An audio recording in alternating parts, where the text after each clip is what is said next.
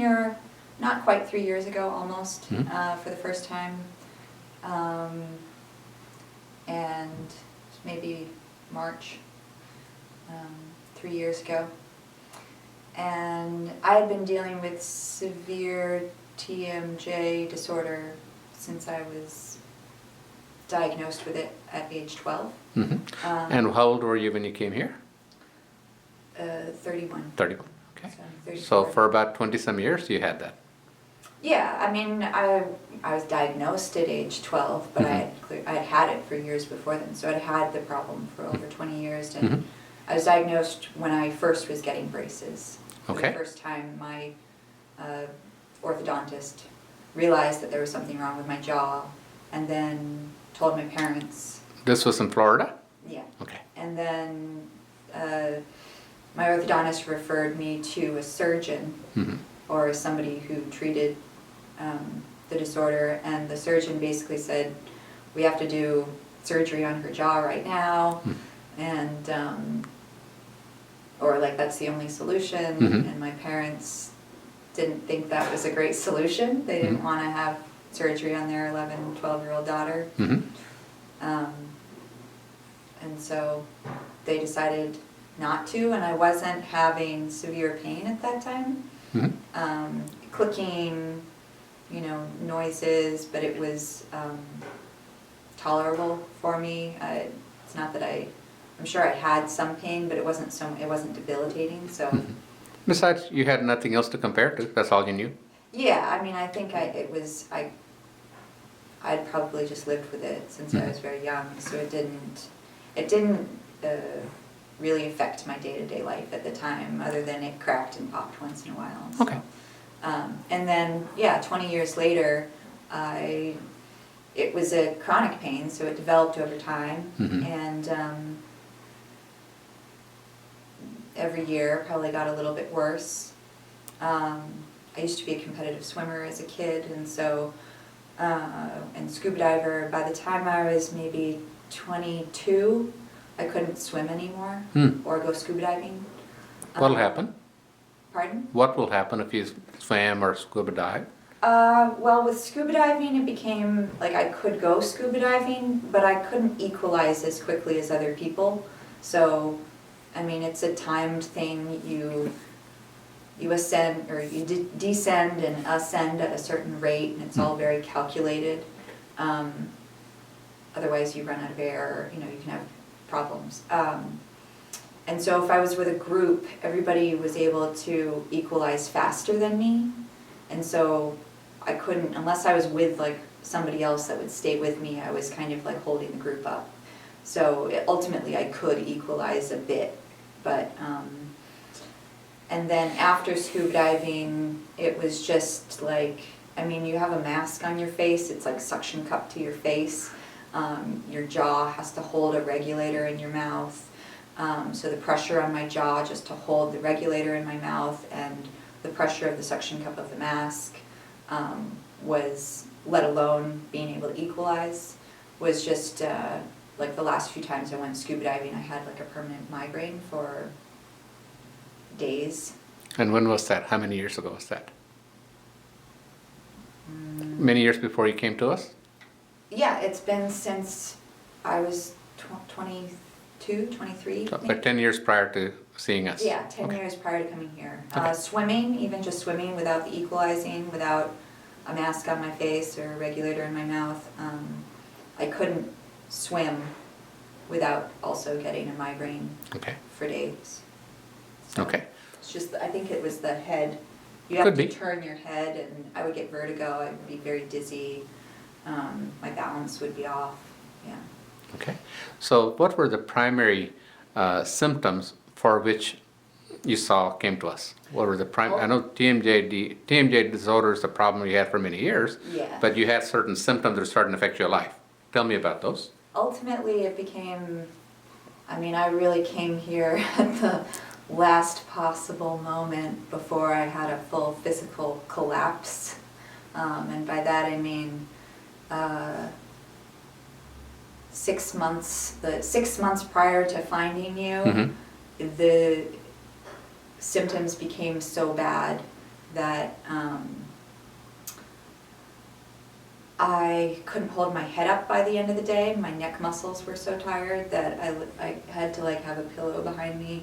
My eyes by the end of every day were so, I wasn't tired, ready to go to sleep, but I would have trouble opening my eyes.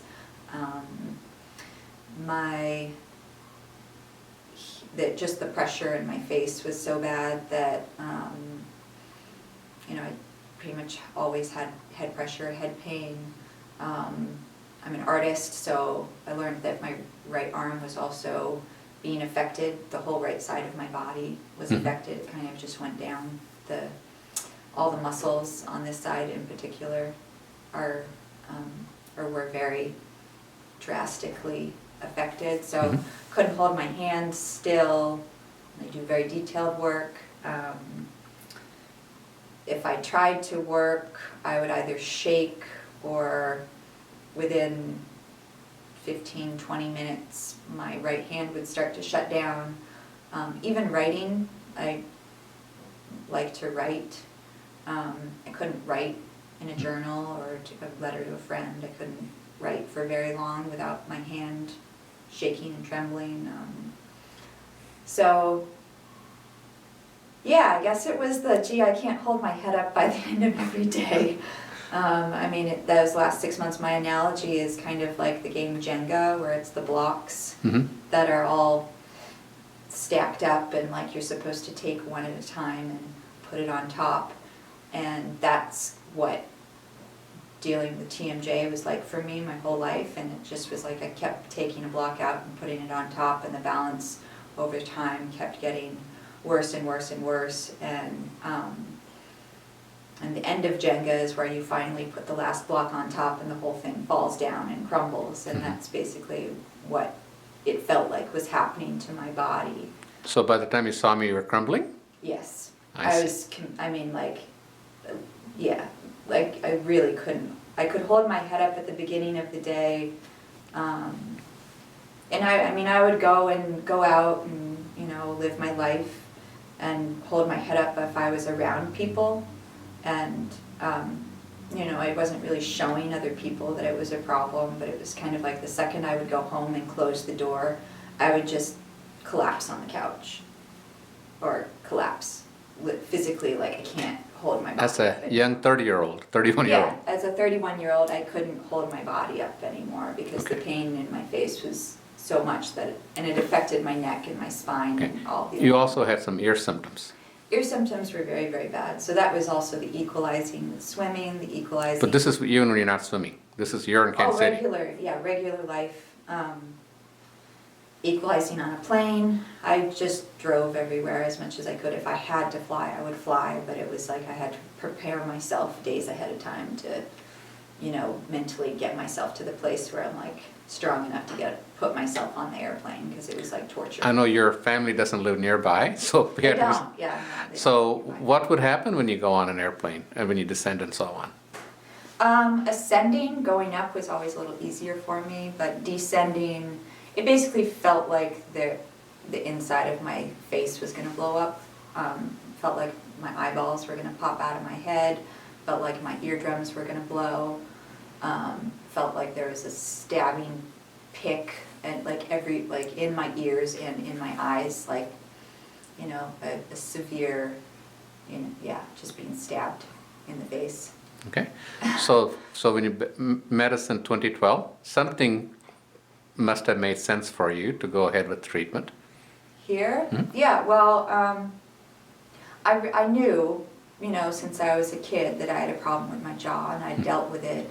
And once all these symptoms became so bad, it just seemed like, okay, well, I have to deal with this. I didn't look into any other alternatives, actually. Surgery was like, even I agreed with my parents. I thought surgery was invasive. I didn't want to have surgery once, because from my knowledge, it's like once you have it, then you have to keep having it, and you have to, you know, continuously have surgery and continuously be on medication. And I'd never been on continuous amounts of medication. I don't like pills. I'm not interested in that type of pain management. So when you came here, you're not really connecting your arm symptoms to your jaw problem, correct? Yeah, no, I didn't. I was looking into something else to help fix. I thought maybe I have arthritis, or maybe I used to get cysts in my wrists. So I thought, oh, maybe the cyst is coming back, but I was like, no, I don't see the cyst. So, I mean, usually with cysts, it's pretty apparent. I thought that, yeah, fibromyalgia, I don't know. I didn't know what it was. But I thought it was two separate problems. Sure. So the first I thought was my jaw and all of the head, neck pain. And then the other I thought was my arm, was a totally separate pain. And so, I mean, the worst week is when I started obsessively researching TMJ, people in Kansas City, different types of treatments, and you were the first, or the main person that seemed to have the type of therapy that I was looking for, which is less surgery, less medicine, less, permanent, life-debilitating situation, which to me, being on medication forever is life-debilitating. I would not be able to do my work. Yeah, you do real fine, detailed artwork. Yeah, I do very fine, detailed artwork. I cannot be on a drug. I don't want to be on a drug. I want to be living my life. And so being on medication was not an option for me. Okay. So fast forward, you went through the treatment-wise. You did the orthotic first, lower orthotic, neuromuscular fixed orthotic after you did a lot of testing. Yeah. How did that go? You were in it for 3 months? Yeah, initially, it was hard a little bit just because, my jaw was in a completely different position than the muscles are used to. And so it's almost like stretching the muscles out, so that took some adjusting to. But, there was definitely some immediate pressure release or relief off of my jaw. And so I think that combined with immediate physical therapy was to help me Rest of your body. use the muscles. I mean, a lot of it was about how the pain had made me use the muscles all wrong. And the muscles were in a mode of compensating for the pain as opposed to functioning the way they're supposed to. So, but yeah, my mouth adjusted to the orthotic I think rather quickly. And then... The option you chose was for me to move your teeth to where they should have been all along. We call them neuromuscular functional orthodontics. Yeah. And that was over 2 years, 2.5 years or so, I think, total. Yeah. Tell me about that. How did it go? It was a learning process. And I think it's a new thing I went through it, but it's a new idea in the world, but I would say that pretty much immediately, even just when I found you initially, before I started any of the work, in my head it was, without a doubt, this is the solution for me. Like, I don't need to research other things. I wasn't researching other surgeries or other options. It was just, I learned about it and I committed myself to the process. And went through it and slowly over time started to see improvement. It wasn't an immediate thing for me, but it was a slow improvement. And before I knew it, my hand could stay still. Then I'd notice, we just went through a bunch of hills driving and I'm not having a severe migraine like I used to. And You even took some trips back to New York, I think, didn't you? Yeah. We travel a lot. Even a few years ago, I flew to England, where a lot of my family lives overseas. So flew to England for a cousin's wedding, and at that time, it was 6 months before I had treatment, and that was the last plane I flew on, and it was really bad for me. And so I didn't fly for maybe a year since starting treatment here. Mm-hmm. And then, I was worried about it. I said, oh gosh. And then the first flight was a year into treatment, and it went much better. And then I said, well, if I can fly in the plane, maybe I can start swimming again. And so then I tried to swim. And, it wasn't like I went straight into my old competitive racing self. It was like a one step at a time thing. And You're probably a little leery too, trying that one because it used to hurt. Yeah. And so it was definitely like take it slowly, but let's see how this works now. And so the swimming has come back. I've been swimming for 2 years now. I mean, not competitively like I used to, but But you got pretty good form. I saw you showed me the video. I was a swim judge I've one. taken videos of it to show people. You can do the flip turn and everything.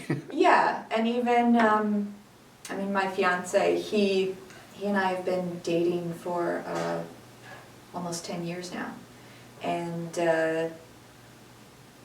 that's a long time to be with somebody. And until the last year and a half, 2 years, he'd never seen me swim. And so to him it was always a story of, oh, that's who Alison used to be, that's what she used to be able to do. And it was, me being proud of my, younger self that used to do this. And once in a while he'd try to, before coming here, he'd try to say, oh, well, just try to swim, let me see. And so just for him, I'd swim, and then for the next day, I'd be bedridden. He'd be like, okay, you don't have to show me anymore, And so now I'm dragging him to the pool, and I'm making him swim with me, and I'm teaching him form, and I'm, doing the flip turns, and doing butterfly. That was not always my best stroke, but I'm doing it, which is also, I had a lot of shoulder pain. It was the shoulder and my hand that were really big problems for me. Yeah. And butterfly, I'm doing it better now than I ever did. So that's, I think, a huge improvement. And so, it was kind of just like noticing these slow changes over the last 3 years. And with physical therapy, which was a big part of it, was about relearning to use the muscles well. Now that you're not hurting, you could do that. Yeah, and feeling like I'm not compensating all the time. So Well, how about your work? That is the most important thing for you. my artwork. Yeah, that you're able to concentrate and do fine work. How's that going? Yeah, I've been. I never stopped even when I was shaky. I couldn't. It's not like I ever stopped completely. I'd bear with it before, but now, I can work for hours at a time. I'm also a gardener, so very active in the yard, very active with my artwork, can do the detail work, which sometimes before I'd try to do it, and then I'd have to get my fiance Nate, and I'd say, I can't do this because I can't get my hand to hold still, and he'd have to come in and do that. He's an artist too, so he knows. But I'd have to direct him, and then I went through a phase where I had to, where I started to be able to do things again, and I'd say, oh, I can do this again. And so making a lot more artwork, more detailed than I've ever done, might as well become more and better than before, so that's what I'm doing. And you had a showing in Chicago. I've had several shows in the last year. In Chicago, here, several in Florida. So it's been, going well. Wonderful. And so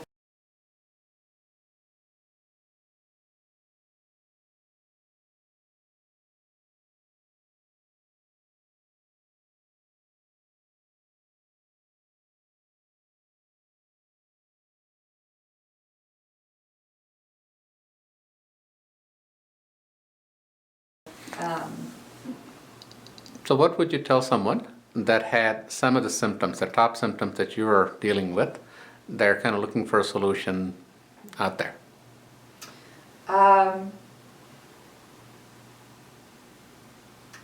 For me, this seemed like the best solution, and I think at this point, now that I'm getting back to my life and I don't have to have surgery and I don't have to be permanently on medication and I can think clearly and live clearly and, you know, be the person that I want to be, that's the most important. And it's a few years of getting back to something that I once was, in a way, you know, or becoming something new at the same time. And I mean, it's just been very important to me to live the way I want to live. And That you are now. And yeah, and to get back to it and to be even better.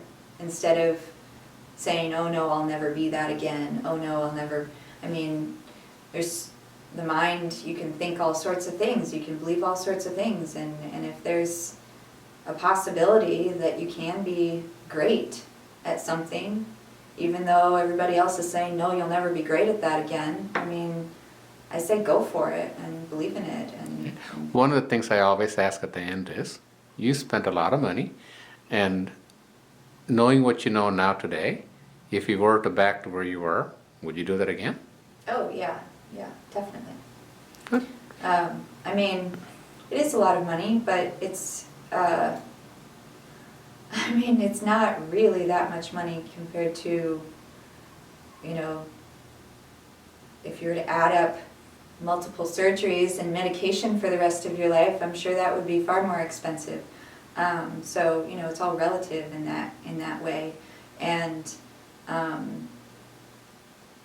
mean, in some ways it's a pick your battle and pick your pain. It wasn't always comfortable having braces in my mouth, but,